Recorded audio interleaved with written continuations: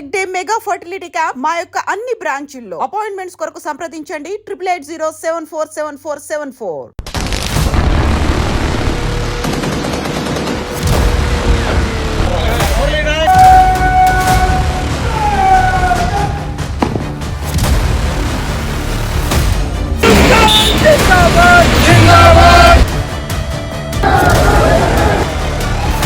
పంజాబ్లో జాబ్ చేస్తూ మోదీ సార్ గారికి రిక్వెస్ట్ చేస్తున్నాను.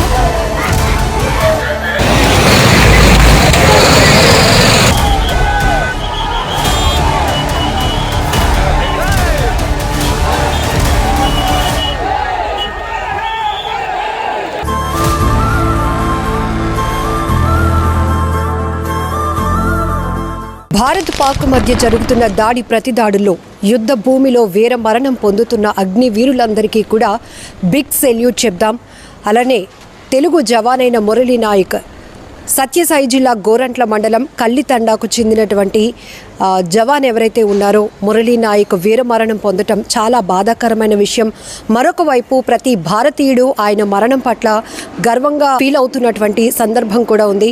నిన్నటి నుంచి చూస్తున్నాం ఆ కుటుంబం రోధిస్తున్న తీరు, కొడుకును కోల్పోయినటువంటి ఆ కన్న తల్లిదండ్రులు రోధిస్తున్నటువంటి తీరు చూస్తూనే ఉన్నాం. మరొక వైపు దేశభక్తి, అలానే ఇండియా పట్ల తనకున్నటువంటి ఒక కమిట్మెంట్ కూడా, తన కొడుకు ఏ రకంగా యూనిఫామ్, ఆర్మీ యూనిఫామ్ వేసుకున్న తర్వాత నుంచి కూడా ఎలాంటి కమిట్మెంట్తో సర్వీస్ చేస్తున్నాడో కూడా వాళ్ళు చెప్తున్నటువంటి సందర్భాలు కూడా ఉన్నాయి.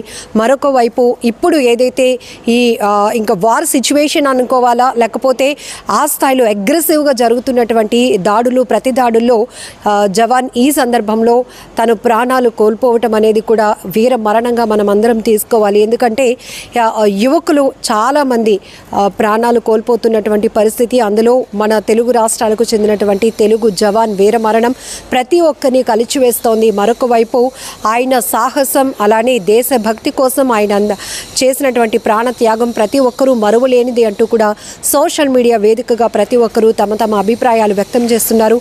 అయితే మొన్న జరిగినటువంటి పాకిస్తాన్ కాల్పుల్లో కాశ్మీర్లో యుద్ధ భూమిలో వీరమరణం పొందిన అగ్నివీర్ మురళీ నాయక్ పార్థివ దేహం అయితే బెంగళూరు నుంచి ఇప్పుడు వాళ్ళ సొంత గ్రామం సత్యసాయి జిల్లా గోరంట్ల మండలం కల్లితండాకు మరి కాసేపట్లో చేరుకోబోతోంది.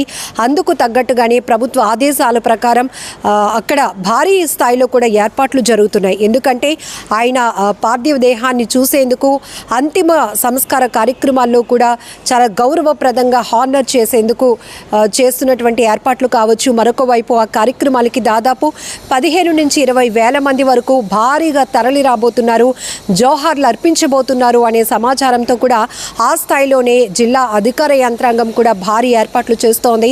ట్రాఫిక్ ఆంక్షలు కావచ్చు, ఏదైతే అదొక విలేజ్ కాబట్టి, కల్లితండ అనేది ఒక గ్రామం కాబట్టి ఆ గ్రామంలో అంత క్రౌడ్ని మెయింటైన్ చేసే విధంగా కూడా, ఎందుకంటే ఇక్కడ ముఖ్యంగా ఆయనకి ఘనమైన నివాళులు అర్పించేందుకు, వీర జవాన్కు ఘన నివాళులు అర్పించేందుకు కేంద్ర మంత్రులు, రాష్ట్ర మంత్రులు కూడా రాబోతున్నారు కాబట్టి as per schedule police department కూడా ఆ తరహాలోనే భారీ ఏర్పాట్లు చేస్తోంది. ట్రాఫిక్ నియంత్రణ చర్యలు చేపడుతోంది.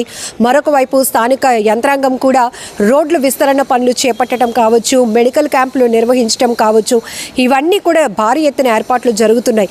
ఇక్కడ మనం చూడొచ్చు ఇప్పుడు జరుగుతున్నటువంటి, అంటే పాక్ ఎంత అహంకారపూరితమైన దాడులకు తెగబడుతుందో ఆ దాడులను వ్యూహాత్మకంగా బలంగా అగ్రెసివ్గా తిప్పుకొట్టే విధంగా కూడా ఎప్పటికప్పుడు ప్రధాని మోదీ కీలకమైనటువంటి భేటీలు నిర్వహిస్తున్నారు.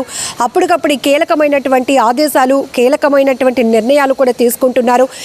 ఇంకా మన సైన్యాన్ని స్ట్రెంథిన్ చేసేందుకు కావాల్సినటువంటి అన్ని ఏర్పాట్లు కూడా చేస్తున్నారని చెప్పడంలో ఎలాంటి డౌట్ లేదు. ఎప్పటికప్పుడు మీడియా ద్వారా మీరు కూడా అప్డేట్స్ చూస్తూనే ఉన్నారు.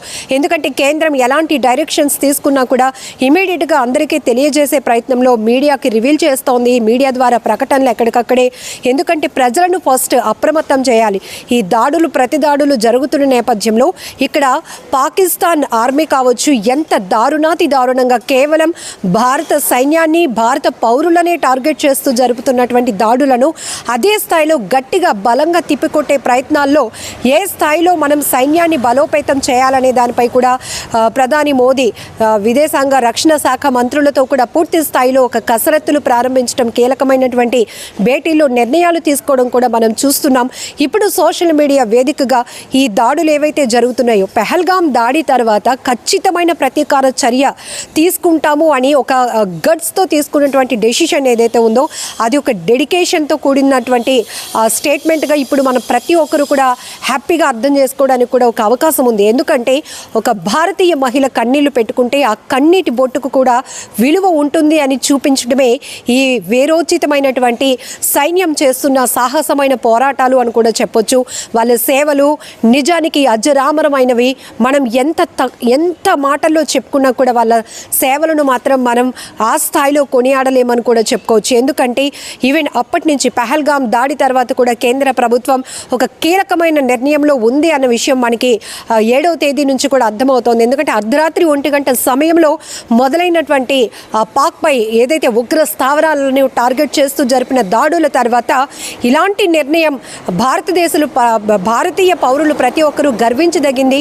ఖచ్చితంగా మేము సైతం అంటూ కూడా సైన్యానికి సపోర్ట్ ఇవ్వడానికి సిద్ధపడుతున్నారు. కొంతమంది అయితే ఈ పోరాటంలో మమ్మల్ని కూడా భాగస్వాములు చేస్తే సిద్ధంగా ఉన్నాం రావటానికి అంటూ కూడా యువత ముందుకు వస్తున్నారు.